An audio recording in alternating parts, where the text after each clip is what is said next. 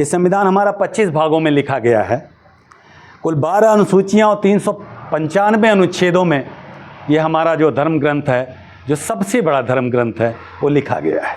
इसमें अगर हम 60 में बात करता जाऊंगा कि भारतवर्ष के गठन की बात क्या करें या उसके जो आईना है कि भारतवर्ष का गठन कैसे हुआ, वो भाग 1 में आता है, भाग 1 में। भाग 2 में अगर बात करें तो भारत की संपूर्ण भौगोलिक स्थिति का आपको उसमें वर्णन किया गया है, जिसको ध्यान और संज्ञान में रखते हुए हमारे विधि निर्माताओं ने इस बात का ध्यान रखा कि ये सभी के लिए स्वाभाविक रूप से स्वीकार्य हो। तो इस भौगोलिक परिस्थितियों के लिए, इसके आकलन के लिए उस गुलामी के समय में भी उन्होंने कितना परिश्रम किया होगा, कभी पढ़िएगा इसे। मैं इसलिए 60 में इसे कह के आगे बढ़ता रहूँगा।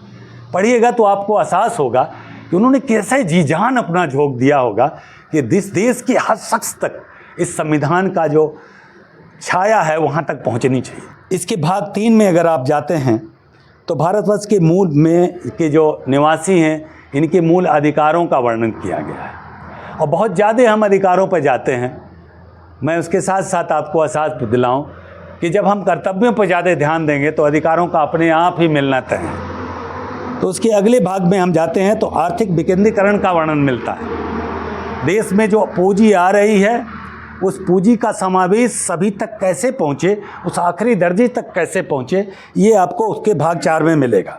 और विशेष रूप से इस पर थोड़ा सा मैं ध्यान दिलाऊँ आपका, अगर आप कभी टाटा बिरला को आप सोचते हैं कि ये पूंजीपति है, तो ये उत्पादक पूंजीपति है। बहुत बड़ा अंतर है, जान लें आप। ये जिस चीज़ों का उत्पादन करता है उससे हम आप सबका घर चलता है, हमारी ज़रूरतों को पूरा करता है। अभी वर्तमान समय में मैं किसी उसका आलोचना नहीं कर रहा हूँ, अडानी और अंबानी टाइप के जो हैं, ये उत्पादक पूंजीपति नहीं हैं। ये कभी भी हमारे द्वारा, हमारे संविधान द्वारा पोषित पूंजीपति नहीं है, जिसमें हम सीधे उनको इस तरह के आर्थिक लाभ पहुंचाएं कि हमारी ही पूंजी से बनाएं और हमारे देश को दें, हमारे संवैधानिक पदों को वो सप्लाई करने लगे। इसका अधिकार कतई संविधान ने नहीं दिया है, लेकिन ऐसा हो रहा है। इसको तभी आप रोक पाएंगे तो आप समझेंगे कि व्यापारिक रिश्ते सरकार किसी से नहीं बना सकती। आप उन्हें आप अपनी तोप बनाने के लिए दे दीजिए, अपनी रेल सेवाएं चलाने के लिए दे दीजिए, ये सार्वजनिक पैसे हैं, इसका उपयोग करके वो धन कमाए। ये कहाँ का संविधान की वो है? ये कहीं न कहीं संविधान की आत्मा उसके साथ छेड़छाड़ है। मैं उस पर ज़्यादा नहीं मिल करूँगा, मैं फिर संविधान पर लौटूँगा। इसी का भाग 4 का ही क जो कहता है वो कर्तव्यों को परिभाषित करता है, और उसमें आपके सभी राष्ट्रध्वज का सम्मान, भाईचारा, महिलाओं का आदर, कुप्रथाओं को दूर करना, वैज्ञानिक दृष्टिकोण अपनाना, व्यक्तिगत विकास, निजी विकास, किसी का शोषण न करना, संविधान के प्रति आस्था रखना, राष्ट्र को उन्नति की ओर ले जाना, ये सब कर्तव्यों में शामिल होता है।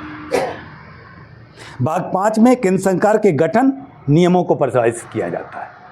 भाग 5 जो है, इसमें केंद्र सरकार का गठन और उसको किस नियमों द्वारा संचालित किया जाएगा उसकी बात आती है। जब भी उसको देखेंगे तो आपको पता लगेगा कि कब ये हमारे नियमों के बाहर जा रहा है।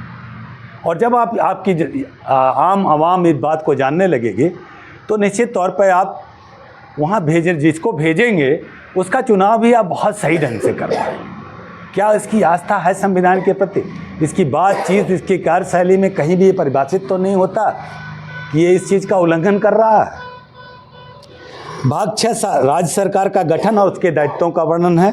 बहुत सार में करता जाऊंगा। भाग 7 को खारिज कर दिया गया था, इसलिए उस पर चर्चा नहीं करूंगा।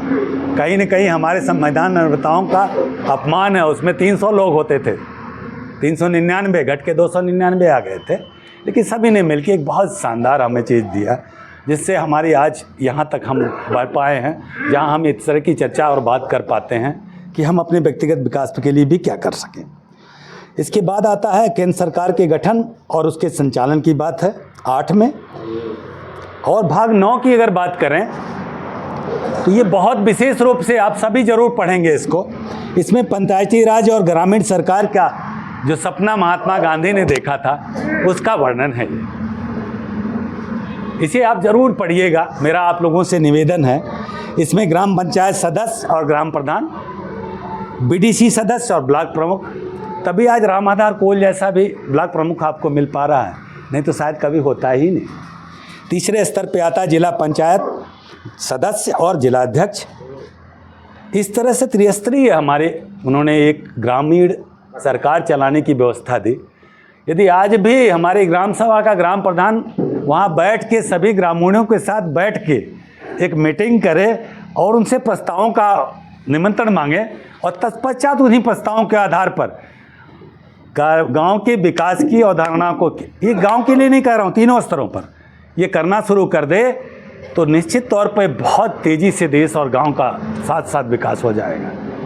आप सोच के देखें कि अगर बंद कमरों में बैठा हुआ है, ऐसे कमरे से बंदा बैठा हुआ एक फरमान पास करता है कि सभी गांव में बांध बना दिए जाएं, जो गांव डूब में है वहां अगर बांध बना दिया आपने तो कहाँ जाएगा, क्योंकि उसे पता ही नहीं है कि वहाँ नाली बनाया जाना था। अब आप जाते हैं तो कहते हैं कि पैसा दे दीजिए, यहाँ पर नाली बनानी है, बोला नहीं बांध के लिए पैसा आया है, नाली तो नहीं बनने देंगे।